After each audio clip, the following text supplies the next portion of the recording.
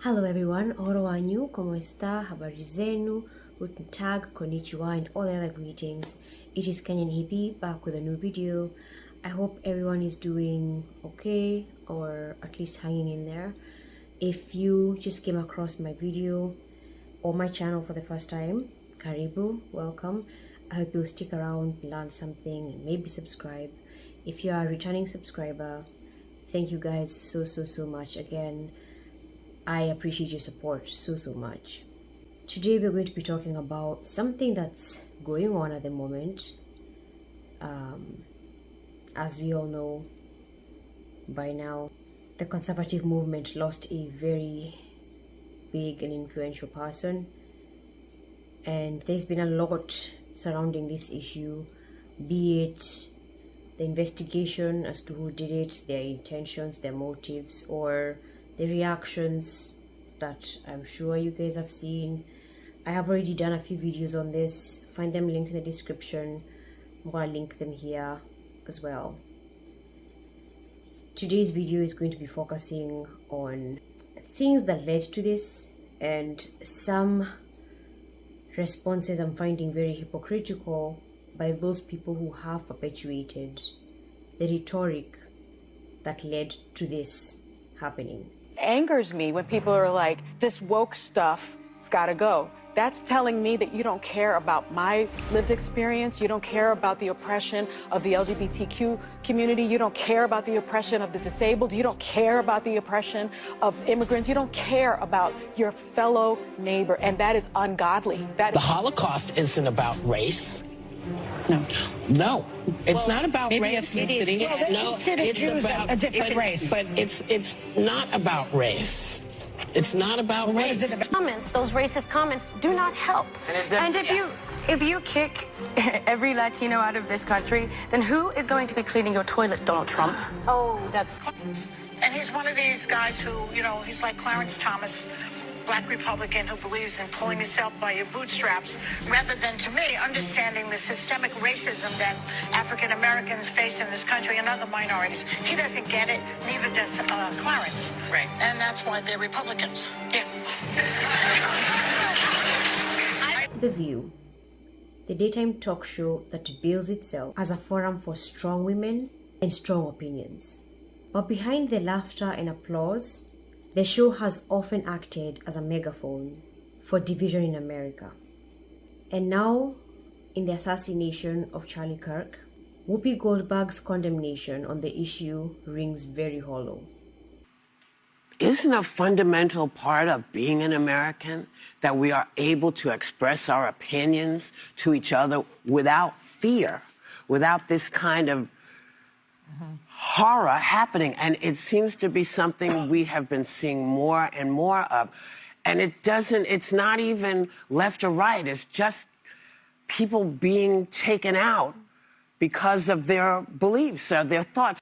Her condemnation on political violence sounds very fake. Today we're going to be exposing The View's double standards, its dangerous rhetoric, and how the seeds this show planted has radicalized its own audience. Over the past decade, The View has transformed from a daytime talk show into a cultural battlefield.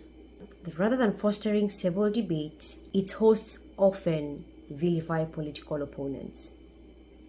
When did Washington really get to be a place where stopping domestic terrorism is divisive? I guess when they're part of the problem. When this bill, because it exposes the party for what it is, the party of insurrectionists, the party that welcomes white supremacists under its tent. First of all, who tried to overthrow the government on January 6th? Wait, let me think. Who was that again? That was not... Think about what this language communicates. When someone is branded as not only wrong, but as the enemy or a threat, what's the next logical step for an unstable viewer? To treat that person as an enemy. This is how rhetoric shifts from debate to demonization. And with The View's reach, which is millions of viewers daily, it's impossible to dismiss its influence. After the shooting of Charlie Kirk, Whoopi was very quick to rebuke political violence. saying there was no place for it in America. But let's rewind on her past statements. I don't want to hear that America's going to change in 2024 because some bonehead is coming in thinking they're going to, revive slavery. So this, to me, Antifa is one of those things that I don't want to say the right, but somebody came up with as a catchphrase so that you could say, oh, there is violence on the other side. But I don't remember violent demonstrations before the gentleman who's in now got in. Do you see the contradiction? For years, the narrative by The View has been, conservatives are villains, conservatives are a danger to democracy. This message has been reiterated time and time again. Conservatives must be stopped. Yet, when tragedy strikes, one of those villains is attacked. Suddenly, we're being treated to a sermon about peace. Remember, is just because you take somebody out doesn't mean the message is going to stop. Yeah. And it's important to keep that in mind, because when you look at our loss of Martin Luther King, or name anyone who's been assassinated in this country, we continue to fight on. And that's what America offers. It says, listen, you have the right to say and feel however you want. That is a birthright. It's not enough to condemn violence after the fact. You also need to confront the climate that you created to make it possible. And Whoopi has been one of the main architects of that climate. When violence happens on the left, it's either minimized or excused. But when the violent rhetoric comes from the right, words are weapons. Last night, protests were held in Minneapolis demanding justice for the arrest that led to the death of George Floyd. Now, cops used tear gas, fires, and violence broke out, and critics are calling it a riot, not a protest. And the mayor, James Fry, said, if he were white, he'd still be alive, which I thought was very telling. This is a mayor who happens to be white. I think we need to find moral clarity, in this country. And I just remember after January 6th, you had someone like Mitch McConnell placing the blame on January 6th where it belonged, squarely on Donald Trump's shoulders. And then you started seeing people backtrack that and losing their moral center. You had Condoleezza Rice, I believe, on this very show saying, we need to move on from January 6th. I say no. You don't move on, because January 6th was an atrocity. It was one of the worst moments in American history. This is a double standard. You can't say on one side that rhetoric causes violence, while on the other side, you call it a harmless hyperbole. That's not the way that works. I respond to you saying that I was hyperbolic when I talked about a reign of terror. That is hyperbolic. No, it might be hyperbolic for you as a white man. Oh, okay. It's certainly not hyperbolic for me as a Latino. No, I'm not being racist. It's to dismiss my opinion for being a white man. No, I'm not dismissing your opinion. I am telling you that what the Latino community, the brown community in America. Speak in one voice. Okay, well, let me speak with my voice. I mean, you said I was being hyperbolic. Let me respond. Racially, sure. I'm not. You being a white man as an insult. When you invoke it to dismiss my being opinion, a white man as an. Either words have power, or they don't. And The View knows words have power. That's what makes the show's ratings.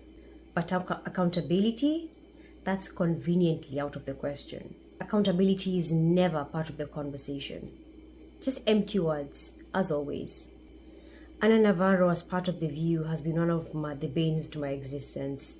With her divisive comments and gaslighting, especially when it comes to the Latin American vote, sit on that panel and say people have just been brainwashed. What it means is grandmothers. What it means is brothers and aunts. Yep. What it means is abuelos y abuelas. It means dreamers. It means your family members. It means your colleagues. It means your friends. It means people who are part of the society.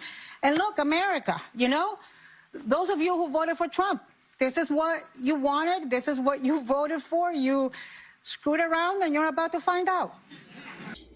even despite the fact that they came here as legal immigrants, escaping socialist countries like Venezuela and Cuba, to sit there and mock them and their choice in a candidate and their ideologies.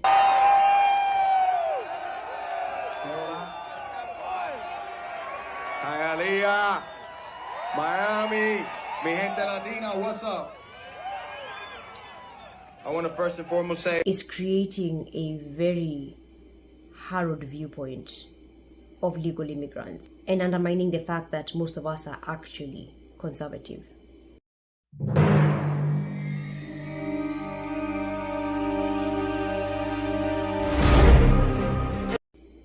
When Whoopi Goldberg condemns the attack on Charlie Kirk, remember what's missing: accountability. For decades, The View has fueled a culture where vilifying political opponents is part of their routine, the norm. And when you frame people's opponents as evil, some people will decide that violence is justified. This is absolutely just propaganda and indoctrination, which for some reason ABC seems to be okay with. What happened to Charlie Kirk was not born in a vacuum. It was born in the toxic soil of the rhetoric spewed by The View and other shows just like it, because they've been cultivating this for years now. There have been so many moments where I've called out this show. But let me say something. I was watching interviews with MAGA supporters. They do not believe that he will do what he says he's going to do. That is what we're up against. So if he wants to punish people who disagree with him, like people like us. Very hard for us to talk to these people because they refuse to believe, and I guess they're hearing it on Fox or elsewhere. Why do we not take you seriously? Why do we not take The View seriously? Let me see. Off the top of my head, you guys are plantation parrots. All you do is quack, quack, quack, quack, quack, quack, quack, quack, quack, quack, quack, quack, quack, quack, quack, quack, quack, quack, quack. Okay? 2, all of y'all suffer from Trump derangement syndrome. Okay? And it's funny because this you. And she likes me. She even put me in her movies. I was just going to say. She put me in her movies, right? A long time ago. So how much did I judge? Nothing. Like they say in the It was a freebie. Whoopi, I love you. I'm telling you. Whoopi, this you. Trying to humanize them and change your idea about who this guy is. Don't fall for that. Trump is talking about. Yeah. So that's why we can't take you seriously. You have no credibility. Again, TDS is serious with y'all. They should come up with a freaking pill for that stuff. Outside of that, why are you even still on air? Who watches you? You're a bunch of washed up old ladies. Go buy cats and settle down. It is difficult to take people like those seriously if you're a critical thinker. However, if you're one of their fanatical, mentally unstable viewers, this is how this begins. This is how the hateful rhetoric spreads. It becomes normalized. And until shows like this stop profiting from outrage, America will keep reaping the seeds of this division they're sowing. By the time I make this video, the news of Jimmy Kimmel's firing will just have gotten released. And let me tell you all, that's one of the things that has made me the happiest this week. It has been a hard week, and I am glad for the first time to see people being held accountable, especially media personalities with a huge following. Those words can be weaponized, and they have been, both by the shooter and by everyone else who chooses to believe the indoctrination and the media propaganda. Like I said, we need more of that. We need more Jimmy Kimmel accountabilities happening. We need to see a change, and we need to see it soon. If you like this video, don't forget to like, comment, subscribe, and share. Hit that notification bell so you can be notified as soon as I upload any new content. Thank you for hanging out with me. I will see you guys in the next video. Kenyan Hippie out. You guys, listen to this song I just wrote. It's called I Hate You Guys. I hate you guys. You guys are assholes. Especially Kenny. I hate him the most. Okay, now let's try one all together. I hate you guys.